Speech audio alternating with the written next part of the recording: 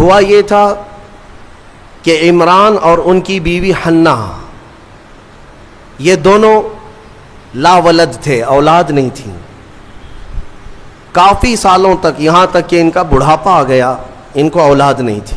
کس کو؟ عمران اور حنا کو۔ ایک دن حضرت حنا نے اللہ تعالیٰ کی بارگاہ میں اپنے بڑھاپے کے زمانے میں یہ نذر کر لیا، منت کر لیا کہ اے اللہ تو مجھے اگر بیٹا دے گا تو میں تیرے گھر بیت المقدس کے لیے وہ بیٹا وقف کر دوں گی۔ انی نذرت لک ما فی بطنی محررا فتقبل منی۔ یہ کون؟ عمران کی بیوی حضرت حنا، حضرت عمران کی بیوی حنا، انہوں نے نذر کیا، منت کیا۔ یہاں سے نذر کرنا اور منت کرنا قرآن پاک سے ثابت ہے، لیکن منت کا وہ طریقہ نہیں جو آپ نے ایجاد کر لیا کہ کہیں تالا لگا دیں گے اور دھاگا باندھ دیں گے تو منت ہو گئی۔ منت تو اللہ تعالیٰ کی بارگاہ سے ہے، نذر شرعی۔ ہاں، اولیاء کاملین کے دربار میں بھی ہم عہد کرتے ہیں، کیونکہ اولیاء کو اللہ تعالیٰ نے تصرف عطا کیا ہے، وہ سفارش کرتے اللہ کی بارگاہ میں۔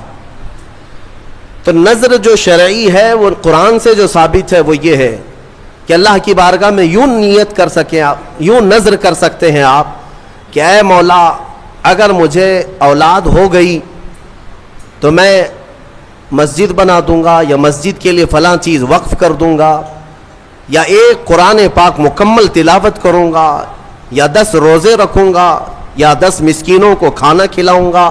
یہ ہوتی ہے منت کے طریقے۔ آپ تو شارٹ کٹ ڈھونڈتے ہیں نا، آسان چاہیے۔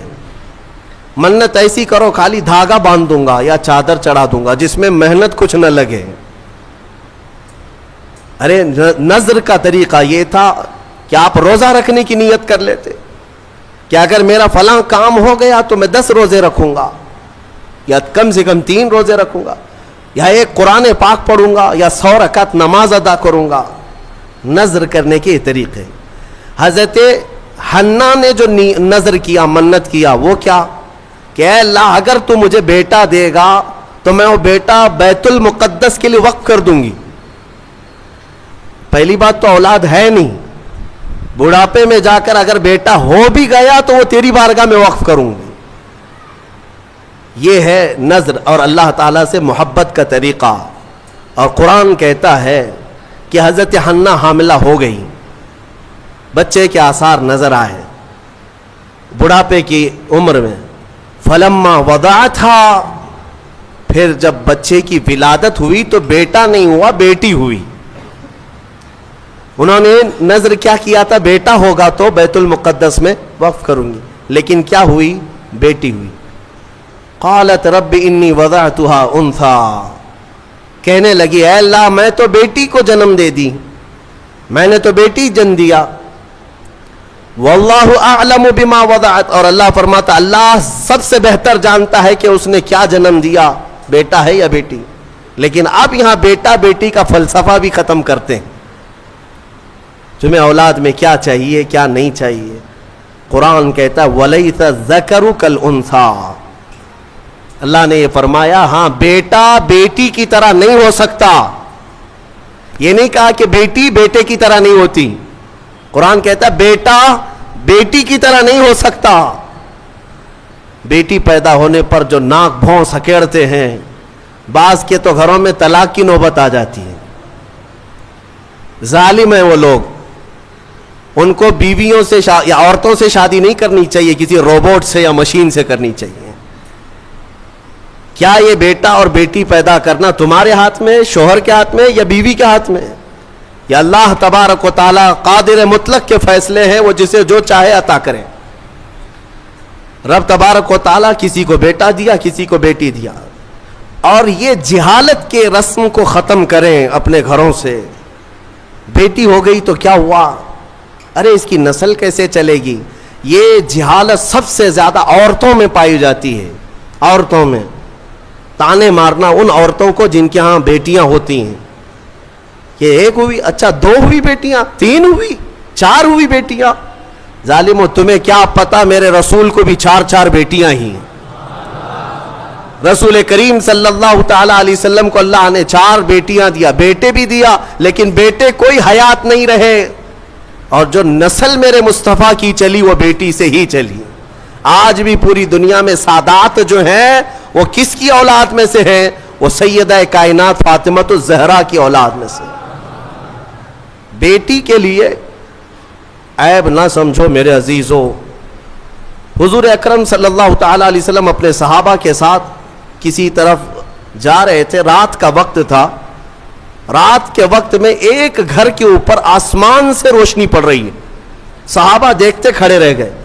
کوئی خاص روشنی ہے جو اسی گھر پر پڑ رہی تھی, جس کو کہتے ہیں کہ نور کا حالہ ہے.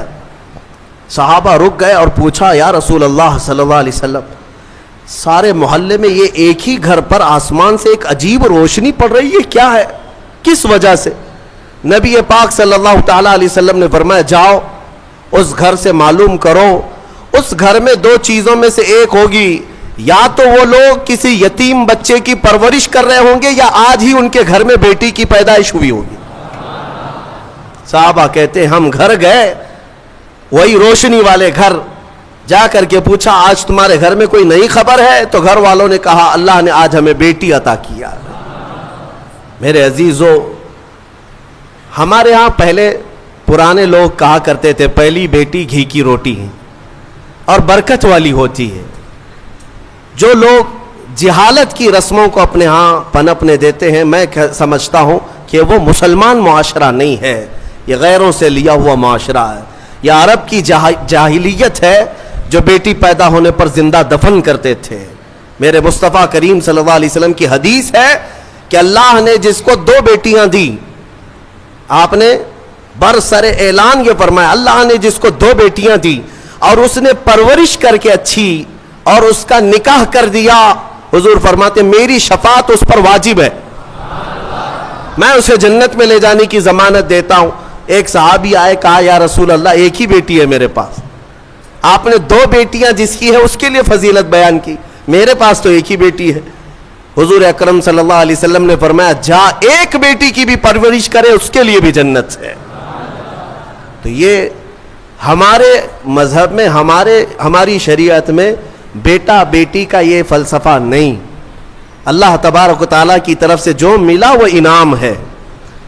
تو اب میں بات جو عرض کر رہا ہوں, آل عمران میں جو مسئلہ آیا ہے وہ حضرت حنہ کو کیا ہو گئی, بیٹی پیدا ہو گئی. وہ بیٹی کون؟ وہ حضرت مریم.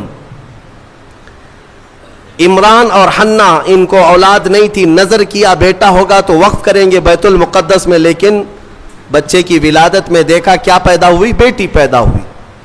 بیٹی کا نام انہوں نے رکھا مریم, اور پھر اللہ تعالیٰ کی بارگاہ میں اس کے لیے دعائیں بھی کی کہ اے اللہ اس کو شیطان رجیم سے ہمیشہ محفوظ رکھ. پھر وہ چھوٹی سی بچی کو لے کر کے یہ دونوں ماں باپ بیت المقدس میں آئے, مسجد اقصی میں آئے.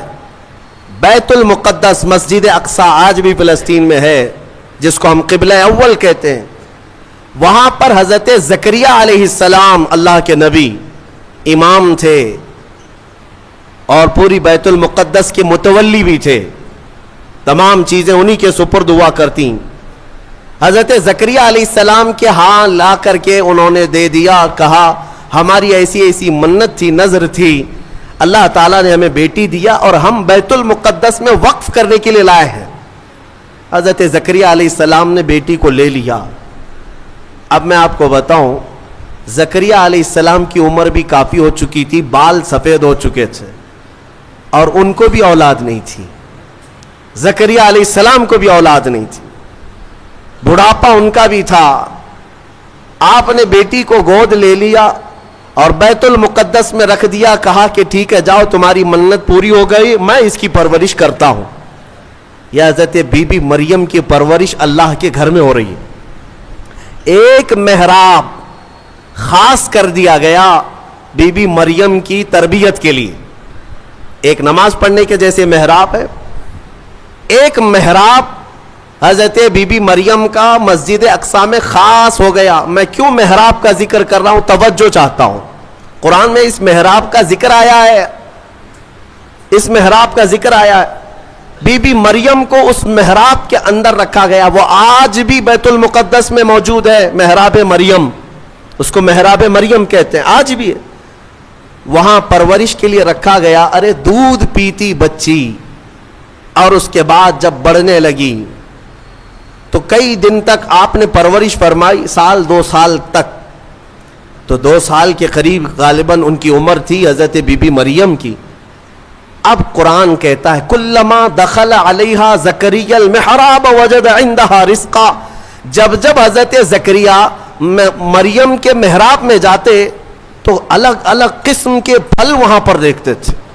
بے موسم کا پھل، آم کا سیزن نہیں آم موجود ہے، انگور کا موسم نہیں انگور موجود ہے، بغیر موسم کے بھی وہاں پھل موجود ہوتے تھے، قسم قسم کا رزق وہاں ہوتا تھا.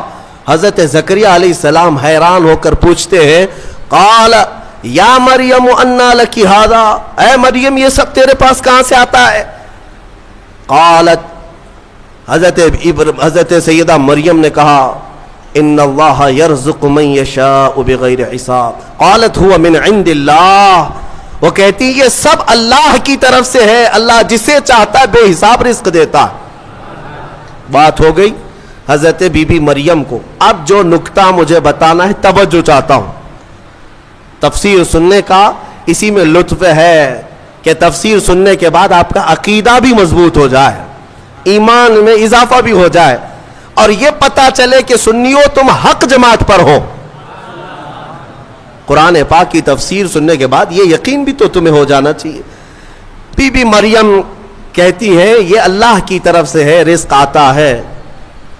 حضرت زکریا نے دیکھا کہ بی بی مریم کو چھوٹی عمر میں اللہ غیب سے رزق دیتا ہے. اب کیا کیا؟ حضرت زکریا جو خود مسجد کے امام ہیں، اللہ کے نبی ہیں، سب کو پتہ ہے حضرت زکریا علیہ السلام اللہ کے نبی ہیں، عمر دراز ہو چکی، لوگوں کو عبادت وہ کراتے تھے، اللہ تبارک و تعالیٰ کی طرف انسانوں کو وہ بلاتے تھے. لیکن بی بی مریم کو دیکھنے کے بعد انہیں بھی اولاد کی خواہش ہو گئی، انہیں بھی اولاد کی خواہش ہو گئی. ہوتا ہے ایسے کہ کئی سال تک بچے نہ ہوں تو آدمی کمپرومائز کر لے کہ چلو اب تو نہیں ہونا ہے، لیکن کبھی بڑھاپے میں جانے کے بعد پھر خواہش پیدا ہو جائے، یہ تو صرف نبیوں کی شان ہے. حضرت زکریا علیہ السلام کی خواہش ہوئی کہ کاش مجھے بھی اولاد ہوتی. تو کیا کیا حضرت زکریا علیہ السلام؟ مسجد اقصی بیت المقدس کے امام، قرآن کہتا ہے ہنالک دعا زکریا ربہ قال رب ہب لی من لدنک ذریۃ طیبہ انک سمیع الدعاء. حضرت زکریا علیہ السلام کے بارے میں قرآن کہتا ہے حضرت زکریا علیہ السلام بی بی مریم جہاں بیٹھتی تھی اس محراب میں آ کر کھڑے ہوئے، اور اس محراب میں کھڑے ہو کر دعا کرتے اے اللہ مجھے بھی نیک اولاد تو عطا کر دے. تو ہر ایک کی دعا سننے والا ہے. فنادته الملائکۃ وهو قائم یصلی فی المحراب ان اللہ یبشرک بیحییٰ. قرآن کہتا ہے حضرت زکریا علیہ السلام ابھی اسی محراب میں کھڑے ہو کر دعا کر ہی رہے تھے، اللہ نے فرشتے کو بھیجا جاؤ زکریا کی دعا قبول ہے، انہیں بیٹا ہی نہیں نبی کی شکل میں یحییٰ علیہ السلام دیا جائے گا. صرف بیٹا ہی نہیں، یحییٰ بیٹا دے دیا گیا. ٹھیک ہے، دعا قبول فوراً. اور حضرت زکریا علیہ السلام کا بھی بڑھاپا ہے، بال سفید ہے، انہوں نے خود بیان کیا ہے، ان کی باتیں بھی قرآن پاک میں آئی ہیں کہ آپ نے یہ کہا ہے کہ اب میں بوڑھا ہو گیا، بال میرے سفید ہو گئے، سورہ مریم کی آیتوں میں ہے. اب مجھے عرض یہ کرنا ہے حضرت زکریا علیہ الصلاۃ والتسلیم وہاں مریم کی محراب میں جا کر کیوں دعا کی؟ پوری مسجد ہے نا بیت المقدس، پوری مسجد ہے، کسی بھی علاقے میں بیٹھ کر کے دعا کرتے، کسی بھی خطے پر، کسی بھی مصلی پر.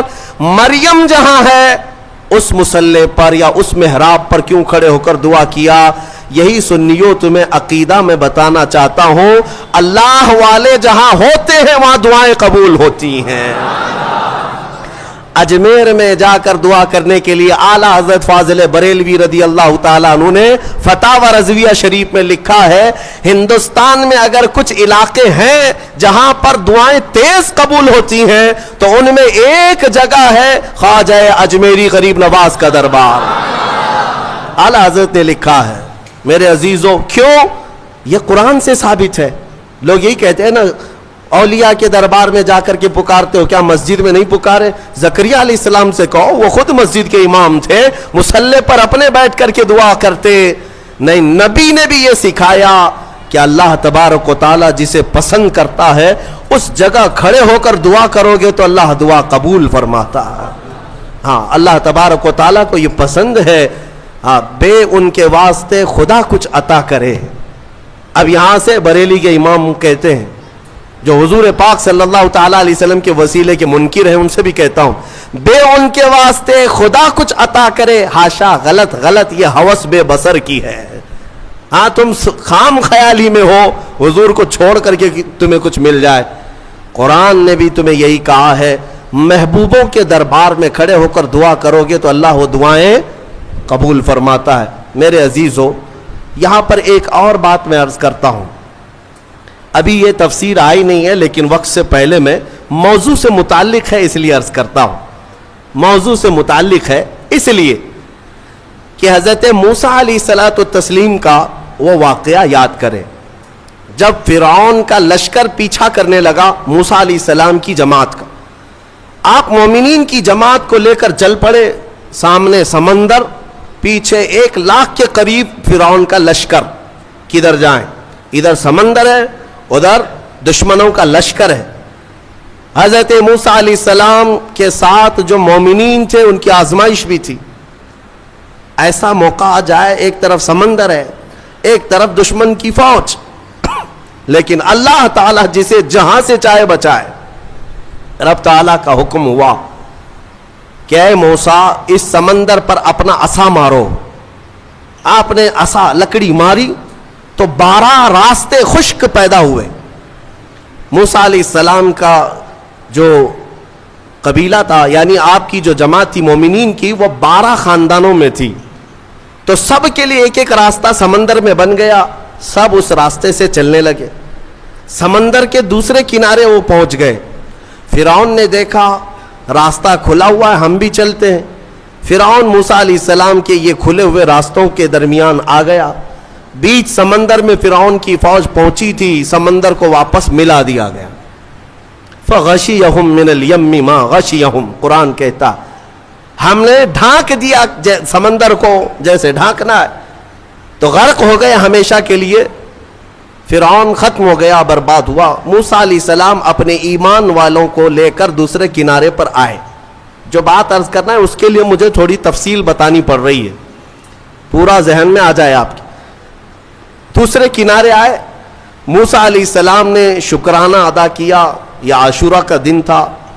پھر آپ کوہ طور پر چلے گئے موسیٰ علیہ السلام، جب آپ پر تورات نازل ہو رہی تھی۔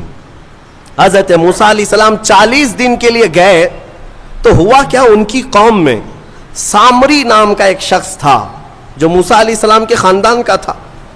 اس نے کیا کیا، سارے لوگوں کے پاس جو سونا چاندی تھا سب اکٹھا کیا، اس کو پگھلایا، میلٹ کیا، اور اس سے ایک بچڑا بنایا، گائے کا بچڑا بنایا، اور اس کے بعد اس کی کلا کیا تھی یہی بتانا مجھے ہے، اس بچڑے کو بولنے کے قابل بنا دیا۔ میاں سونا اور چاندی کا وہ بچڑا بولتا تھا۔ اندازہ کرو، یہ سیل اور بیٹری کا زمانہ نہیں ہے کہ آج کے کھلونے جیسے بولتے ہیں، آپ کو تعجب نہیں ہوگا، لیکن وہ 3000 سال پہلے اگر بچڑا بولتا ہو بغیر سیل کے، بغیر بیٹری کے، اور کوئی نہ ٹیپ ریکارڈ، اس کے اندر کوئی چیز نہیں، لیکن بولتا تھا، تو قوم گمراہ ہو گئی۔ اور سامری سب کو کیا کہتا تھا کہ موسیٰ کا جو خدا ہے نا جسے وہ ملنے گئے، وہ خدا یہی ہے، یہی بچڑا ہے۔ یہ بچڑے کی پوجا وہیں سے شروع ہوئی تھی، اور جو گمراہ ہوئے وہ عبادت میں لگ گئے۔ اور ایسی عبادت، اسی کے پاس اعتکاف، اسی سے نظر، منتیں، سب بچڑے کے پیچھے لگ گئے کہ تو ہی ہمارا سب کچھ ہے، ہمارا فلاں کر دے، ہمارا فلاں کر دے. بچڑا بولتا بھی تھا. یہ تعجب کی بات ہے نا، حیرت کی بات ہے. میرے عزیزوں، اس سے بڑے حیرت کی چیزیں بھی آ جائیں، تمہارا ایمان مضبوط ہونا چاہیے. آج کے زمانے میں کہتا ہوں، اگر کوئی جھاڑ، اگر کوئی درخت بولنے بھی لگ جائے اور تمہیں اپنی طرف بلائے کہ میرے اندر خدا چھپا ہے، آ جاؤ، اے ایمان والو، تمہارا ایمان مضبوط ہونا چاہیے.